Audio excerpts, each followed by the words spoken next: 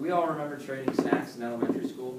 Being crushed when we didn't have that snack that someone else wanted, who had something we wanted, where we couldn't get what we wanted because we didn't have that really good snack to trade for something we wanted?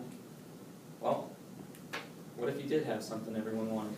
What if you had something everyone wanted? What if you were the kid with that snack that every single person wanted, and you established that snack as something everyone wanted?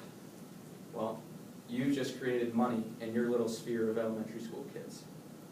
What does everyone value money as? What do you value these as? Thin mints? We all like thin mints? Probably most of us do. Well, I could use this as money around here a little bit. I could get some things for these. Or how about this? A $20 bill. What could I get for that around here? I could get something worth $20 because everyone in this school values this as $20. That is what we have established as $20. Well, what is money? How did money start? So I was reading a book called The Real Crash by Peter Schiff, and he outlines a story of how money started. This story starts with a man who had meat. And this man didn't have any money because money wasn't around yet, didn't have the dollar bill, but he had meat, and he wanted t-shirts. So he went over to the guy with t-shirts and says, I have meat, how many t-shirts can I get for this amount of meat? And the guy gave him a certain amount of t-shirts, and he gave him meat, and they exchanged, they bartered. And that's how people did it back in the day before money was created. Well, say the man goes to someone who has furniture, and he says, I have meat, but that guy's a vegetarian. That guy doesn't want his meat because he can't eat it, because he's a vegetarian. But say the guy wants tofu because that's what he eats instead of meat, and the man who sells t-shirts wants the meat, and then the man who has tofu wants the t-shirts. So then he creates a middleman, and he has to go through other guys. But say the guy who wants tofu didn't want t-shirts, he has to go through more guys. He could go through an infinite amount of guys before he can get what he wants. So then, say this man discovered salt, where he could preserve his meat, and he could let the meat last, and he could make it flavorful. And so he goes up to the guy who is a vegetarian and wants tofu, and says, look, I have this salt, and other people want this salt because they can put this on their food, and they can preserve food for longer. There's a lot of stuff salt can do, because other people value it because of that. And this guy says, okay, I don't want your meat, but I'll take the salt from you because I can put it on my tofu, on my other food, and I can give it to people in exchange for other things that I want. And then that guy values it.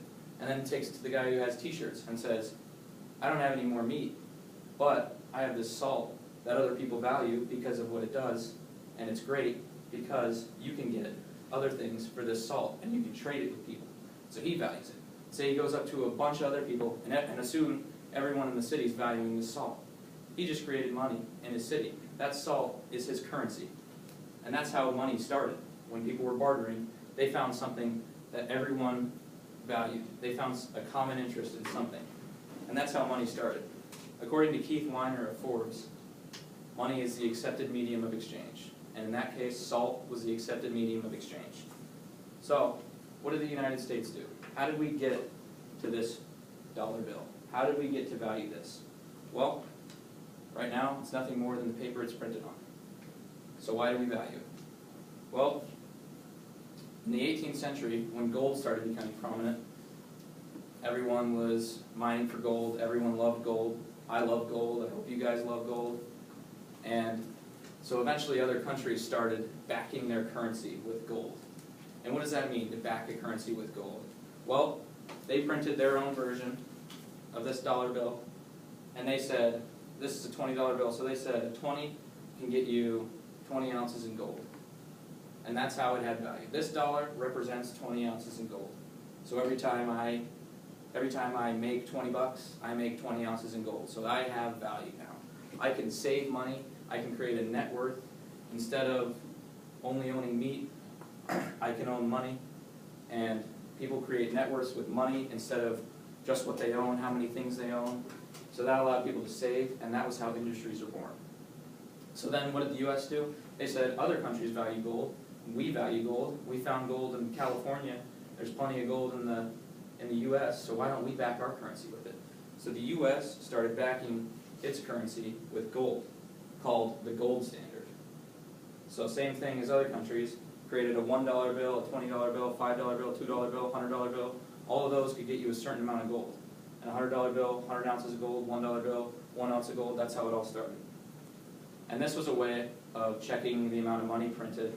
So basically the government could not print money without the right amount of gold backing that dollar bill. So it checked the money printers at that time to not print too much money. And according to Forbes' Nathan Lewis, banks held gold.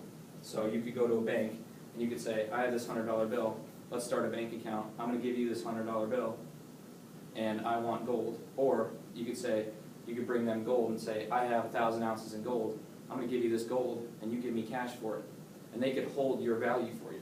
So then you could, as you grew in value, you gained net worth, you could save money in a bank. And that's how saving became more prominent. And so this worked out very well. The economy starts booming as industries are able to be born because people could save enough money to build companies, expand, and they had a way of, because they had a way of saving and they had a way of investing their money, and other people created their own networks. People could work and get paid in money that everyone valued. So industries were born, companies were created, Wall Street started coming about, and people could invest money in other companies because everyone valued money. Everyone wanted money. But other countries, since other countries valued money, the whole world valued money, and money was gold at the time, the U.S. economy, when it would do well or do poorly because it was industrialized, so if companies started doing poorly, other countries would notice that. Since they all carried gold, they would say, your money that represents this gold, since your economy isn't doing well right now, we don't want that amount, we don't want 100 ounces, we don't want to give you 100 ounces of gold for your $100 bill. Your $100 bill, since your economy is doing bad, we don't want to invest in your bad economy with our gold. Your $100 bill is only worth 50 ounces of gold to us. So then the value of gold started fluctuating. And that's how kind of the whole global economy started working like that way. When economies fluctuate, the value of gold changes. So the U.S. value of gold's changing, so what does the government do? The government says, okay, we're going to start taxing your capital gains. So anytime you make a gain, so you invest in something and it grows in value, when you sell that, the government taxes that. So say, just like now, you invest in stocks, you invest in Apple, you want, say Apple's $50 a share, you want 100 shares, and that's $5,000, okay? Then you sell them 5 years later for $10,000, you made $5,000. The government taxes that because that's a capital gain. Well, back then and now, the same thing worked for gold. So you would take 100 ounces of gold for $100, and then you save that gold, and later on you want to buy something from somebody with that 100 ounces of gold. But since the value of gold went up because the U.S. economy is doing poorly, and everyone values gold more, now that gold's worth $1,000. So you buy something worth $1,000 with 100 ounces of gold that you had bought for 100 ounces, so you technically make $900. That's a $900 capital gain, and the government was taxing that. So every transaction you made, since gold was our money, every transaction made was taxed because gold's value was always changing. So gold could no longer circulate because every time I go to the grocery store, I pay for my food, and I have to pay a government tax on the capital gain I made on gold.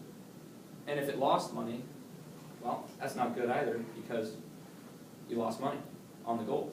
So gold could no longer circulate because everything was being taxed, and gold couldn't circulate through the economy because every single transaction had to be taxed. So gold was eventually forced out of circulation, and the government had to abandon the gold standard. So what did they do? They just started printing our dollar without being backed by gold because everyone in the United States values our dollar the same way. We all value this at $20, but the world, they may not. That's why if you go to Switzerland, you give them $20, they only give you probably 18 Swiss francs. So that's how the government had to get off the gold. But since we all value gold and we all value money, the U.S. was able to keep our dollar without gold, called a fiat currency. And the gold standard was what really created that. The gold standard created money and created value and created a global economy, created industries, created jobs. Every job you work, that can be traced back to the gold standard. And the gold standard is what created the money that we value today.